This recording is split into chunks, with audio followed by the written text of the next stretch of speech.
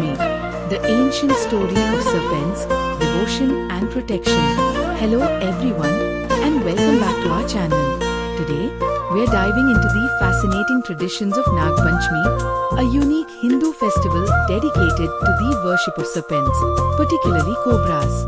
Celebrated on the fifth day, Panchami, of the bright half of the lunar month of Shravan. This day holds deep spiritual and mythological significance. In Hinduism, serpents, or Nagas, are not merely reptiles. They are revered as powerful, divine beings. They are often associated with strength, rebirth, protection, and even cosmic energy. Many deities are depicted with Nagas. Lord Vishnu rests on the cosmic serpent Sheshnag. Lord Shiva wears Vasuki around his neck. And Devi Mansa is the goddess of snakes. One of the most famous stories associated with serpents, though not directly the origin of Nag Panchami, highlights their importance and the balance they represent. This is the tale of Lord Krishna and Kaliya, the multi-headed serpent. Long ago, in the blissful land of Vrindavan, the sacred Yamuna river flowed. But a monstrous, venomous serpent named Kaliya had taken residence in a deep pool of the river. His poison was so potent that it polluted the water and the air, killing fish, cattle, and even birds that flew overhead. The people of Vrindavan suffered greatly. Young Krishna, though a child, was no ordinary being. Seeing the distress of his beloved Vrindavan, he decided to confront Kaliya. Fearlessly, Krishna climbed a tall Kadamba tree overhanging the poisoned pool and plunged into the churning, venomous waters. Kaliya, enraged by this intrusion, rose from the depths, his many hoods spread wide, hissing and spitting venom.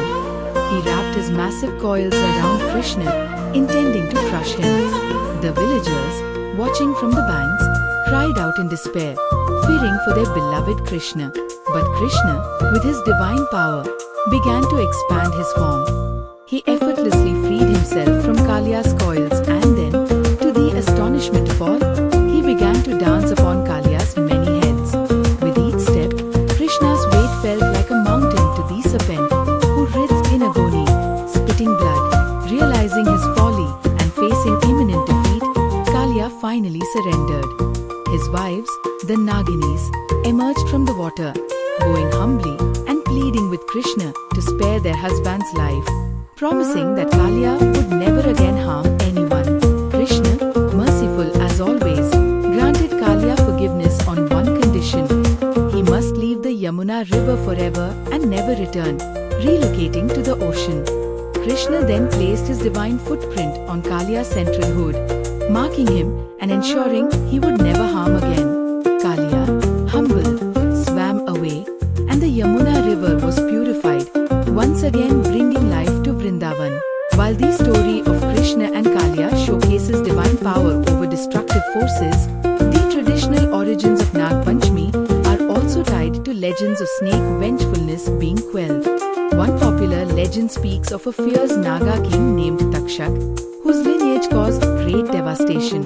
To appease these serpent gods and prevent further calamity, ancient sages decreed the worship of Nagas on this day.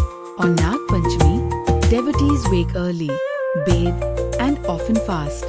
They offer milk, sweets, flowers, rice, and lamps to images of snakes, snake deities, or even live snakes, though caution and professional handling are emphasized if live snakes are involved. Many visit snake temples or simply worship a snake idol at home. It's believed that worshipping Nagas on this day protects families from snake bites and brings prosperity. The festival is also a powerful reminder of our relationship with nature. By honoring serpents, we acknowledge their vital role in the ecosystem and seek harmony with all living beings.